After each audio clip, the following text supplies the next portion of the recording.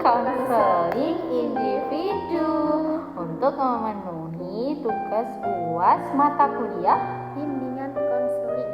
Betul sekali. Perkenalkan, nama saya Dewi Nuria Bestomi Dan saya Aminatus Widya. Kita dari mahasiswa IAI Senangkiri Trenggalek dari Prodi Pendidikan Agama Islam. Jadi kelas apa? Dari kelas 6B, semester 6B. Oke.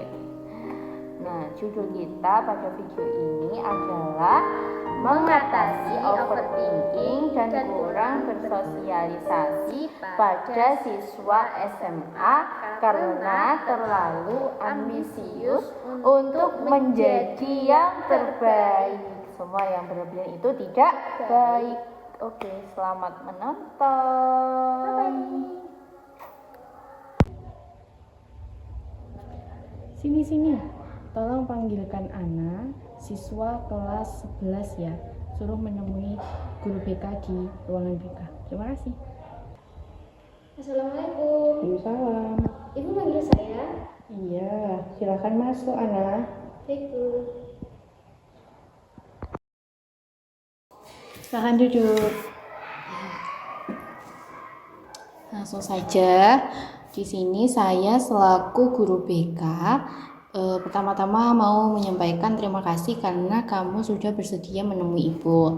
Terus saya akan menyampaikan bahwa pertemuan kita saat ini bersifat rahasia. Ibu tidak akan menceritakannya kepada orang lain kecuali jika ada sesuatu hal yang bisa membahayakan kamu.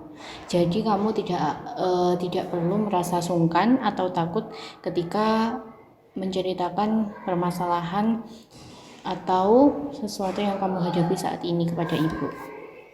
Oke? Iya, Bu. Bagaimana kabarmu hari ini? Alhamdulillah baik. Ya, meski banyak pikiran. Oke, terima kasih sudah jujur kepada Ibu. Hari ini kita akan berbincang santai saja. Kita ngobrol santai, apa yang kamu rasakan saat ini, apa yang kamu alami saat ini.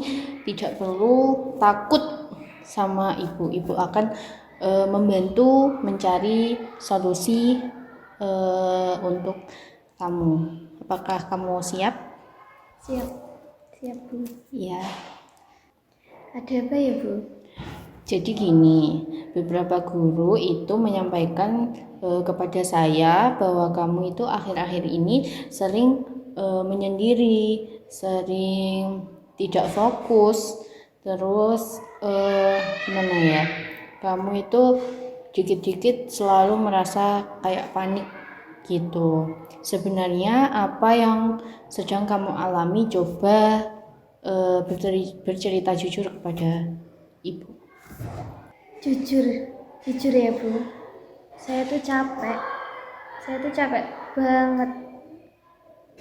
Saya merasa saya tuh gagal karena saya mau terlihat begitu menjadi yang terbaik di depan semua orang, di depan orang tua saya, di depan keluarga, teman-teman.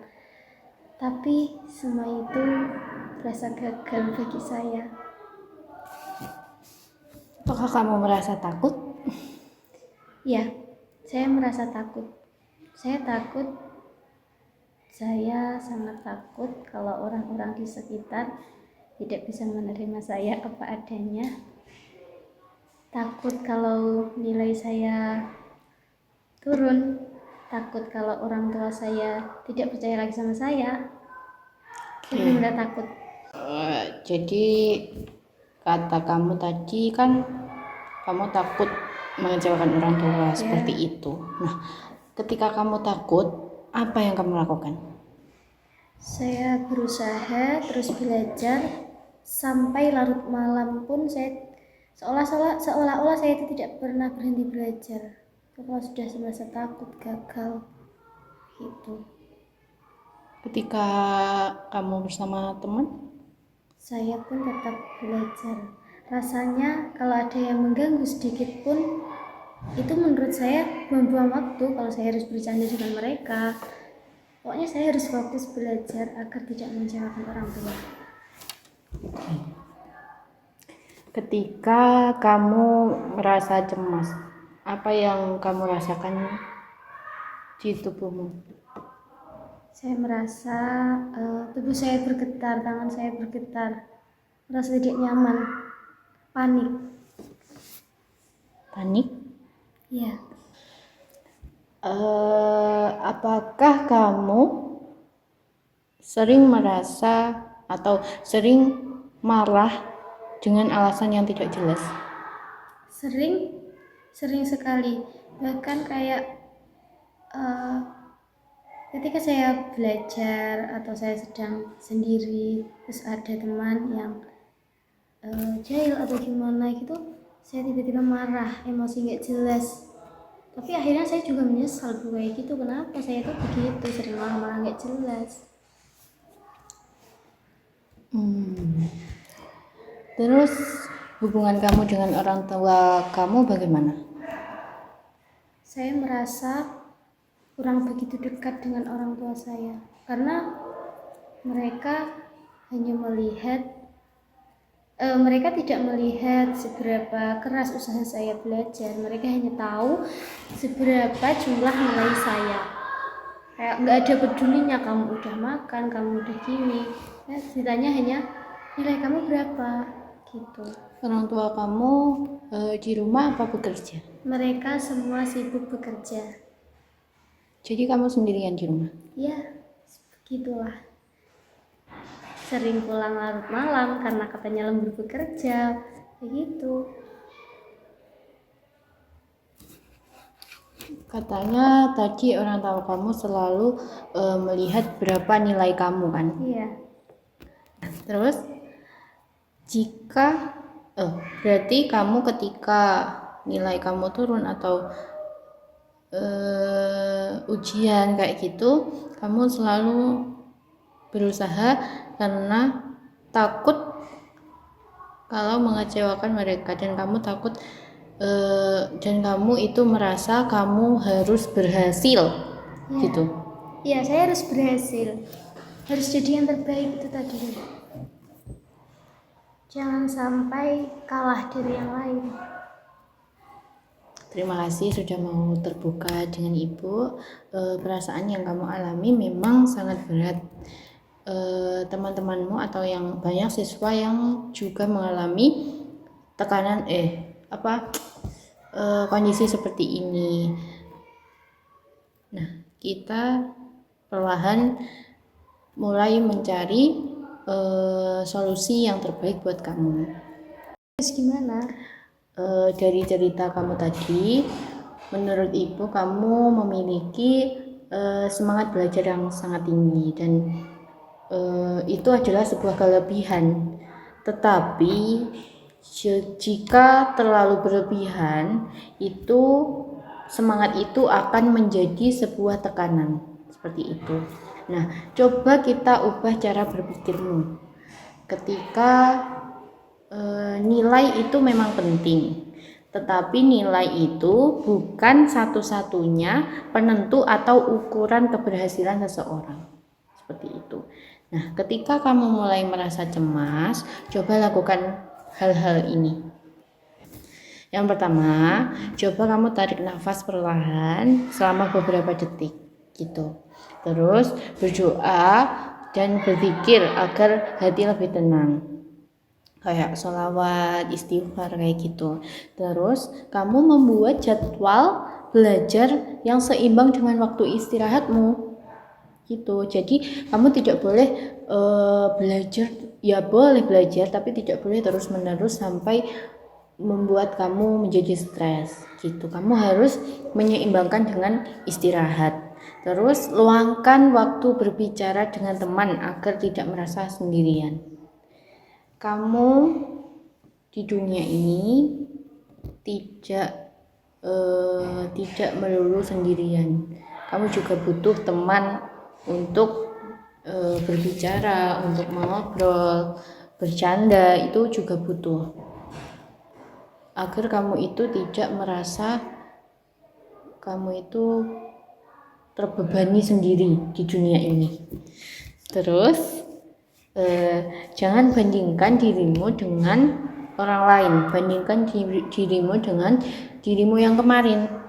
Jadi kamu itu kalau membandingkan kemampuan kamu itu jangan sama kemampuan orang lain, karena sesungguhnya orang-orang itu beda, memiliki kemampuan yang berbeda gitu. Kamu kalau mau membandingkan itu bandingkan dengan dirimu yang sebelumnya gitu. Kamu sudah ada perubahan apa belum, lebih baik atau lebih buruk kayak gitu. Menurut kamu, apakah hal-hal ini bisa kamu lakukan? Saya usahakan bisa. Saya akan terus mencoba. Bagus. Selain itu, ibu ingin kamu mulai berani ngobrol atau bercerita kepada orang tua kamu tentang apa yang kamu rasakan selama ini, terus apa yang kamu keluhkan saat ini, bahwa kayak kamu itu kurang perhatian dari orang tua kamu gitu. Kamu jujur aja, nggak apa-apa sama orang tua kamu. Ketika orang tua kamu ada waktu senggang, kamu jangan menghindar, tapi kamu ke orang tua itu, kamu ngobrol, kamu terbuka dengan orang tua kamu, seperti itu. Mulai minggu ini nah, lagi selain kamu memperbaiki hubunganmu dengan orang tua, kamu juga mulai minggu ini saya mau kamu ngobrol atau berinteraksi dengan temanmu ketika waktu istirahat 15 menit saja itu setiap hari. Terus tidak harus banyak bicara, kamu itu cukup membiasakan diri berbaur dengan teman-temanmu. Bagaimana? Ya Bu, bisa. Oke. Gini, ibu senang hari ini kamu bisa terbuka dan bisa menceritakan semuanya kepada ibu. Itu adalah langkah awal yang sangat baik. Nah, ingat, menjadi siswa yang berprestasi itu bagus, tetapi kesehatan mental dan juga kebahagiaan kamu juga sama pentingnya dengan belajar kamu, dengan prestasi-prestasi kamu. Jadi itu harus seimbang. Kita akan bertemu lagi di minggu depan. Kita lihat perubahan kamu bagaimana. Jika sebelum itu kamu merasa cemas atau membutuhkan teman cerita, ibu selalu siap mendengarkan semua keluh kesah kamu. Ya Bu, terima kasih. Iya, tetap semangat. Ibu yakin kamu bisa melalui semua ini dengan sedikit demi sedikit. Nanti kamu bisa menjadi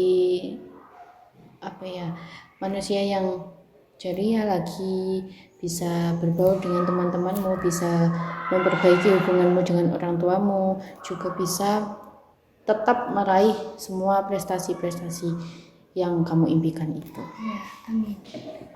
Terima kasih banyak Bu sudah mau mendengarkan keluh kesah saya.